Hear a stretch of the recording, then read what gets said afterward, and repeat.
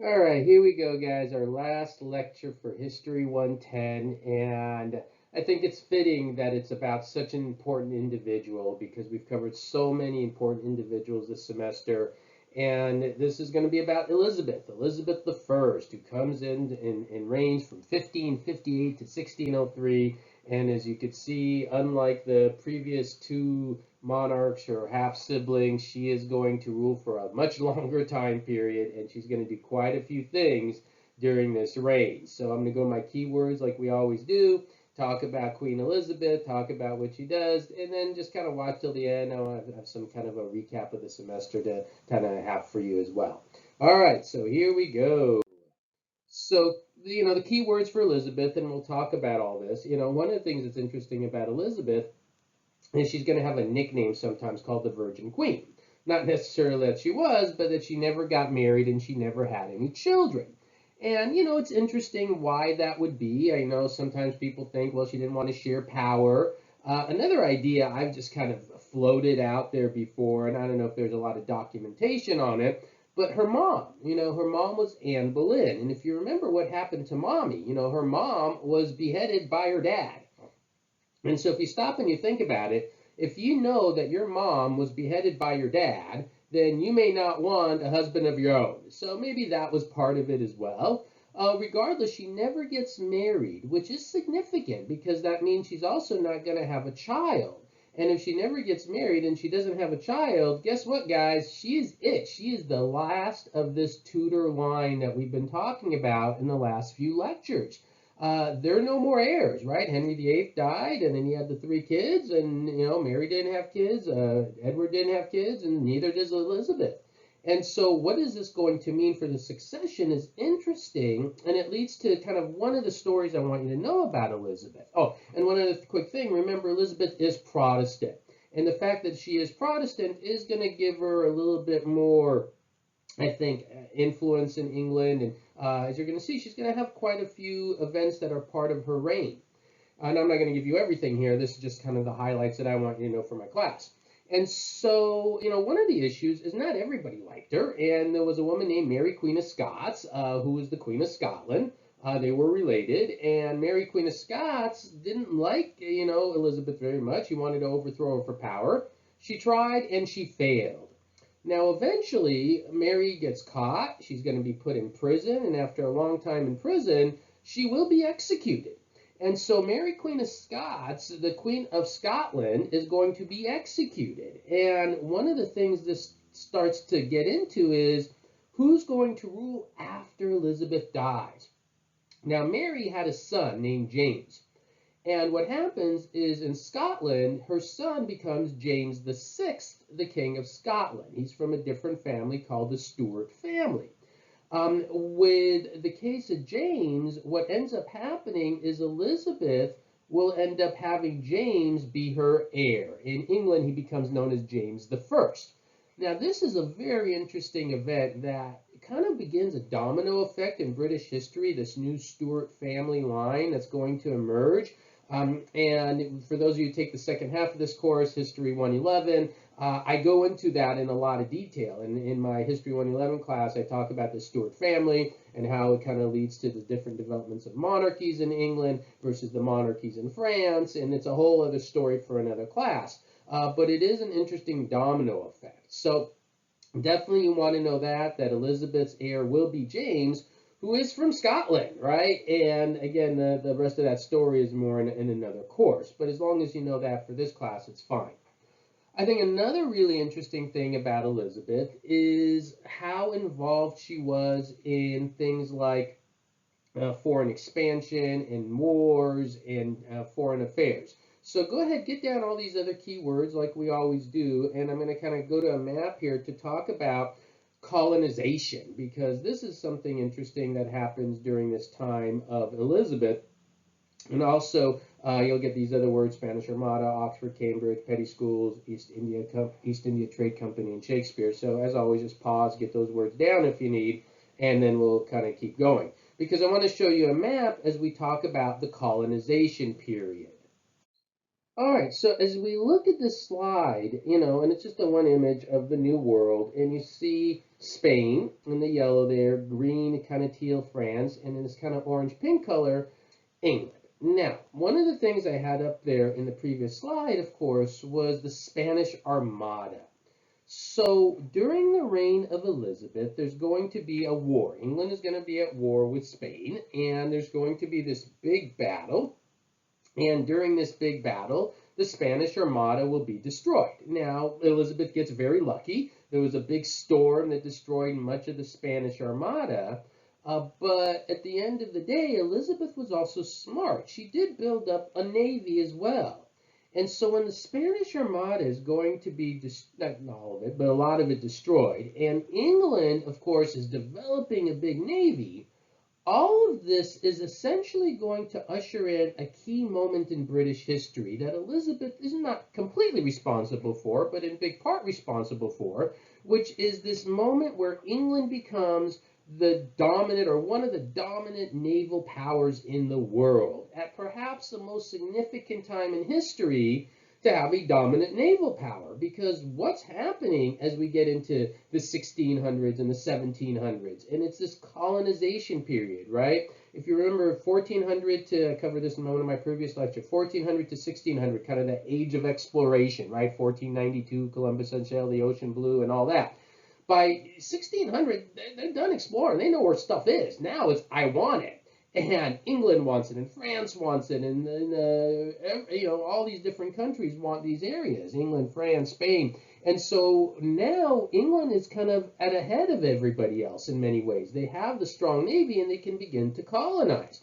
They go into the New World, for example. And when you think of the colonization of the New World by the British, I'll ask my students, what was the first colonization? And people go, Jamestown. And I go, no, it's not Jamestown. It was that other place I'd already noted before, Roanoke. And Roanoke is actually a tiny little island off the Carolina coasts. And that was the first colony that Elizabeth attempted to set up. And the whole deal with Roanoke, for those of you who aren't familiar with it, is that it was an attempt. It didn't succeed in the sense that they sent a whole bunch of people to colonize it. Then a few years later, they send more people, and all those initial people are gone. And what there's different people have researched this a lot and tried to figure it out. And there's basically an idea that a lot of them, either some died, a lot left the island and went to the mainland. There's still maybe descendants of Roanoke folks walking among us today, and kind of interesting stories, but that's a whole other maybe separate topic I can maybe do a lecture on one day. But at the end of the day, Elizabeth begins this process. And yes, then James, and you get Jamestown, and then again you get the 13 colonies and all of that. But if you look at the map, one of the interesting things to know is people go, well, they don't have that much land. Well, you're right. Compared to France, at least, they have all this land up north in Canada area. But the key is where the land is. Guys, it's the coast, right? And coastal land is more valuable. It always is, right? Think if you want to go buy a house and you're in Huntington Beach or Newport Beach, and if you go to inland into Corona, or Riverside or somewhere inland many miles, it's going to be a lot more expensive by the coast. And, it's important for strategic reasons, economic reasons, trade reasons, everything. And so by Elizabeth, starting and having kind of the vision to do this, to begin to colonize, it really sets the balls in motion for the eventual 13 colonies in the United States. So that's one. Another important point about Elizabeth is she's going to establish the East India Trade Company, which means England is going to have influence in India during the reign of Elizabeth, and that's going to continue on. In fact, how long is England going to have influence in India? Well, England's going to be in India till basically after World War II. And that's important as well. And eventually, after Elizabeth, England's going to be colonizing Asia and parts of Africa. So by the time we get to the 1800s, there's an expression, the sun never sets on the British Empire. And that was literally true. The sun never set on the British Empire. So obviously a lot of these areas being colonized, not so great for those areas being colonized, but in terms of the British, this is a time where Elizabeth gets them going on something that's going to be of great success to them. So that's the colonization. Now, Elizabeth is doing a lot of other things. Some of the other words I had there as well is not just the colonization, but she's also going to be involved in academics and education. You know, universities like Oxford and Cambridge are going to flourish during her time. They weren't created during her time, actually, but they're going to flourish a lot more during her time. She creates what are called petty schools, another one of those words I put up there before for you, which were schools for children, for young children to go and learn and study as well. So not just colleges and universities, but schools for younger people as well. And so she really believed in education. And, you know, when you think of like the scientific revolution that comes up in a little while, kind of as this is all unfolding, a lot of the key people from the scientific revolution are from England. And people oftentimes think it's because of the universities and the schools and the education that they had there that they valued. And so that may have been a connection there. And, you know, on top of all of this, you know, she's you know, colonizing, she's had the success against Spain in the war. She's fairly popular with the British people. She's doing the education, and this is seen as the golden age of literature during England as well. And of course, when you think of the golden age of literature, there's one individual that always comes to mind, and that is William Shakespeare. So of course, Shakespeare wrote during this time. And Shakespeare actually looked at England during these years, and in one of his plays, he kind of eulogized England. And I just want you to hear the words Shakespeare uses to describe England during this time period. These are from one of his plays. He says the following of England: this royal throne of king, this sceptered isle, this earth of majesty, the seat of Mars, this other Eden, demi-paradise, this fortress built by nature for herself against infection in the hand of war, this happy breed of men, this little world, this precious stone set in the silver sea, which serves in it as an office of a wall or as a moat defensive of a house, this blessed plot, this earth, this realm, this England. And this England is how Shakespeare described this civilization during this time. And so, you know, definitely I think it's fair to say that Elizabeth is one of the more successful monarchs of British history. Now, not everything went well, of course, and she had issues with Catholics during her time that you know was an issue. But overall, she took England out of this kind of mid-Tudor crisis period and elevated dramatically. And so, with the death of Elizabeth and, you know, this civilization of England is also where this journey of ours, kind of for the semester of History 110, comes to an end. And I just want to go through a few slides and just say a few last words that I hope you all listen to who've been taking my class and watching all semester of some of the things we've covered. All right, so here are just some of the images of things we've covered. You know, we started from the dawn of civilization in Mesopotamia. We talked about Alexander and the Greeks, and of course, you know, the Battle of Thermopylae and the Rosetta Stone. We've talked about the Colosseum and Roman emperors and Hammurabi's Code and the Duomo in Italy. And, you know, as you go through these images, you know, think to yourself, how much of this stuff did you know before you signed up for my class or you watched any of my lectures, and how much of it do you know now? And, you know, there's so much more we had looked at, you know, if you think about it, again, the mosaics of Darius, the British ships, the Raven of the Romans during the Punic Wars, the Hagia Sophia, all really amazing stories of individuals and events that many of which shaped history and shaped who.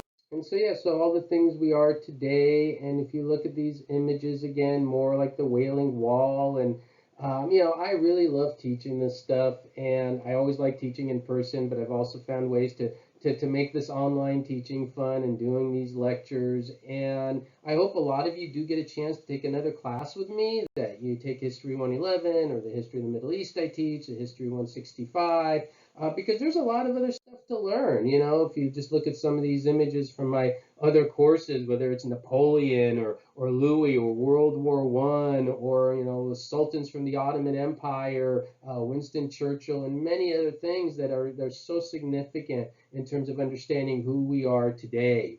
So I'm very grateful that you all took my course. I'm happy other people are also watching my lectures. That's great. And so feel free to share these lectures as well with other folks. I love it when people learn. And all my students, I hope you do take other courses. And I always tell students keep in touch too. I always love hearing back from my former students what you've been up to and what you're doing. That's always great. And if any of you took my online class or ever on campus, feel free to swing by and say hi, introduce yourself as a human being in person. And other than that, thank you for a great semester, everyone. I hope you again learned a lot, enjoyed the course, and I wish you all the best. All right, thank you.